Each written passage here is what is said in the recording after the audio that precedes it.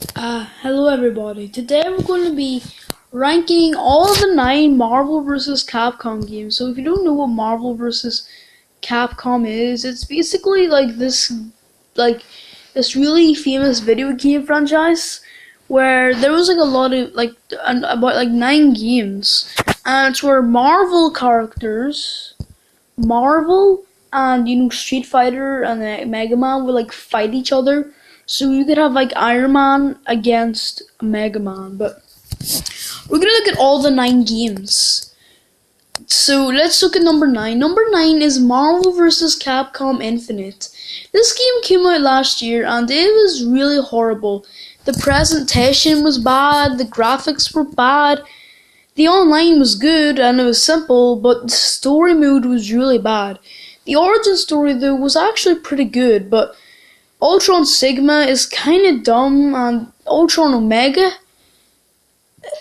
okay, but what I don't like is how ugly the characters look and how it's 2-on-2. But what I don't like is that no X-Men and no classic Street Fighter characters like Mega Man or Captain Commando or like Hayato or Mingo or Ruby Heart. Instead we get Chris and Spencer and Nemesis and Jetta. Nobody asked for these characters. Nobody wanted any of these characters because they're not good. Like they just don't. They're not satisfying. Like like other Capcom characters. And no X-Men, and no like no Doctor Doom, no Sentinel, no Deadpool, no Wolverine, no Cyclops, no Cable, none of them. And Gamora, Captain Marvel, Venom, I guess that's kind of good, but this game is so bad in so many ways possible. And when I heard this game was coming out, I was excited, but it failed just to live up to its name. It's not a good game. The online, I guess you could say it's good, and it has some improvements from other games, but it's still a really terrible, lacking game, and one that should actually be forgotten in the series. Number 8 is Marvel vs. Capcom 3. This game came out in about 2011. I think that's like after a decade after Marvel vs. Capcom 2. This game has got really good graphics and presentation, and it's got really good comic book style, but really the online in this game is so atrocious. You cannot get playing a game. Like when I go on and I try and play an online game in this, I cannot get to like a single match. There's no spectating mode, so like I have to look at a wall for about, I don't know, 30 minutes. I don't like that there's only 38 characters. And why does Jill look so weird? She doesn't look like the Jill we remember from Marvel vs. Capcom 2. Oh yeah, and who asked Shimagarath? Also, who wanted Chris and Spencer? Nobody really plays Bionic Commando because it's a really trash game and it's just left to be forgotten. But really, we could have got more X-Men. On the Marvel roster, we have a few X-Men, but we don't have enough. On the Capcom side, we have an okay roster. I mean, we've got some new characters, but some of them are not really good. Yeah, this game isn't really good, and also it doesn't really have that much content. This game feels like a beta or a demo or alpha, whatever you want to call it. It just feels like half finished. It just felt like it was rushed, and it didn't get the development it deserved. It didn't get what it deserved. At number 7 is Ultimate Marvel vs. Capcom 3. This game came out in about like 6 months after Marvel vs. Capcom 3, but why is it a number 7? I give the game credit, good graphics, good presentation, and I like that there's 50 characters, but some of those characters are really bad choices. I like that there's some other contents added in the game that no other Marvel vs. Capcom game has, but it's just not good. It's literally a clone of Marvel vs. Capcom 3. 50 characters, you could say it's good, but I mean, I know it's got Phoenix Wright, but Doctor Strange? Rocket Raccoon, Ghost Rider, Hawkeye. What? Iron Fist? What?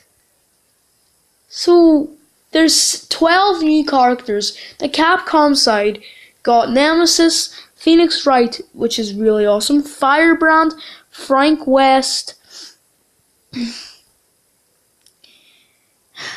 Strider, and well, who's the other guy? I don't even know who the other person was, but there was about like 6 of them. All right, and they were really bad character choices because they just didn't really.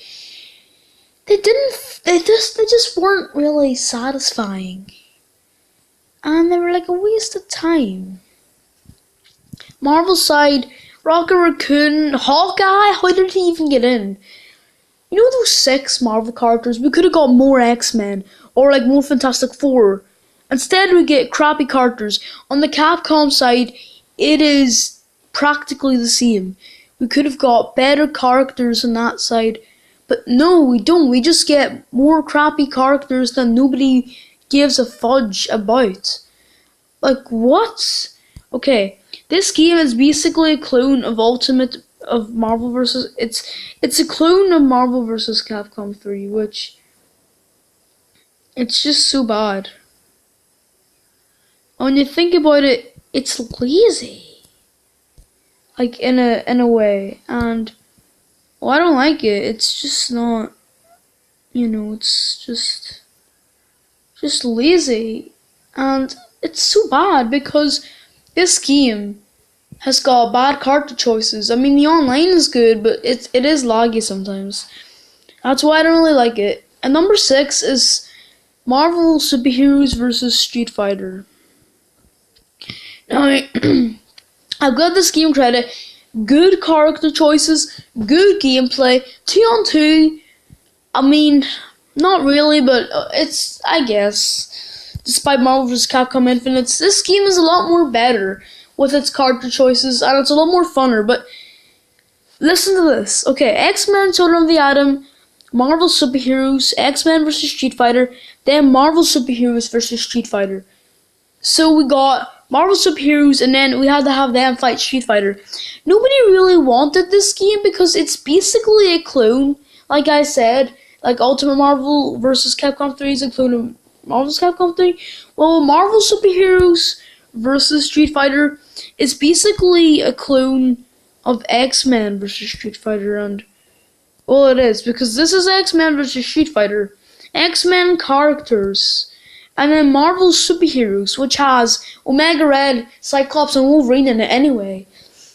But it's basically the same because, well, they're both 2-on-2. They both have like the same mechanics, and they both have the same Street Fighter characters. They both have the same style, and both of them have actually X-Men characters if you think about it. But I mean, let's be honest, guys. Marvel Superheroes vs. Street Fighter may be a clone, maybe the same game as X-Men vs. Street Fighter, but it's still a classic and it's still a really good, solid game. It may be a clone, but it's still good, and it's a classic. At number 5 is actually Marvel Superheroes, and this game, you could say it's good. It's got Psylocke, I think the Juggernaut, and Wolverine. It's got really good character choices. It's got the Infinity Stones, like Infinite, but in a better way. And I really like this game. It's satisfying, it's fun, it's a classic. It's one of those old school games where, it'd be really fun. It's like a Marvel Street Fighter game. This game is really good and it is solid. It's a mediocre game. It's like a medium good. Not the best, but it is good. Number 4 is X-Men Children of the Atom. This game is really, really, good. It's like an X-Men fighting game because X-Men is Marvel's most popular superheroes. But you have so many X-Men. Even Akuma from Street Fighter is a guest character. I really like this game, and it's actually the first game.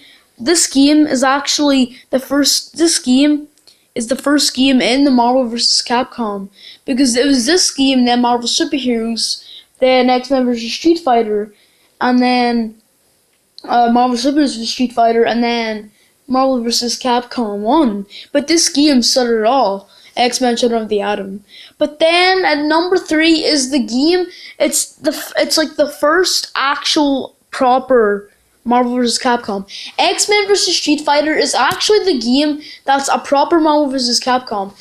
Everybody loves Street Fighter. Everybody loves X-Men. Why not put them together? X-Men, so awesome. Street Fighter, so awesome. Put them together in this game where you have X-Men and Street Fighter. This game was such a classic, and I know why people like this game. This game is a classic, and it's very good. And it's almost a near perfect fighting game. But number 2 is Marvel vs. Capcom 1. The ever first Marvel vs. Capcom. This game, Marvel vs. Capcom, right here, Marvel vs. Capcom, Clash of Superheroes, is the actual proper Marvel vs. Capcom. You got Darkstalkers, Mega Man, Street Fighter, different like games from Capcom, and then you got some X-Men, Wolverine, Gambit, War Machine, Spider-Man, Venom, the Hulk. Jeez, mate. Jeez Louise. This game is so hype. And it's got really good, hyper combos. It's a really good classic, and I know why people like this. And why is it better than X-Men vs. Street Fighter? It's because this game is got, more of a variety. I can't say it right. Let's just move on. It has more characters. It's got a mix. It's not just Street Fighter and X-Men. It's got, let's say, the Avengers or the X-Men or Spider-Man, mixed with Mega Man, Darkstalkers, Street Fighter. It's a mix, and this game has assists of Colossus. It's so damn crazy and broken. But number 1, the best fighting game on the planet. This game was almost beaten by Dragon Ball FighterZ, but it's not. Marvel vs. Capcom 2. The best game in the whole series. And I'll tell you why. This game, I don't know. Let's just say this game had about 56 characters? Yeah. Not only did it have 56 characters, this game had a lot of X-Men, a lot of Street Fighter. It's really good. It's got a lot of classic characters. No, it is so broken. But that's what people love. See, when a Marvel vs. Capcom game comes out and it's broken, people will love it because it's so broken and crazy. That's why Marvel vs. Capcom is so good. It's so broken. That's why you just do combos and everything. And it's so crazy because it's 3-on-3. This is the ever first Marvel vs. Capcom game to have 3-on-3. And super slick animation like Cable and Ruby Heart and Mingo and Iceman and Colossus and Doctor Doom and oh, it's so much, and even Rogue and Psylocke and Cyclops and Wolverine with his bone claws and Wolverine with his antimadium. It's so damn crazy. And Captain Commando and Felicia and Morgan and that mummy dude, Anacharis, and Ryu, Ken, Dan, all in this one big game. Marvel vs. Capcom 2 is the best fighting game and most intense fighting game on the planet. And it always will be. There's no fighting game that can beat it. Injustice 2 will never beat it. Tekken 7 will never beat it. Mortal Kombat XL will never beat it. No fighting game on the planet can compete with this game. This Marvel vs. Capcom 2 New Age of Heroes is the bomb. And I say the bomb of money for Capcom. I'll see you later, guys. Peace. And always, just remember this. Marvel vs. Capcom 2 is the best. Hands down. I'll see you later.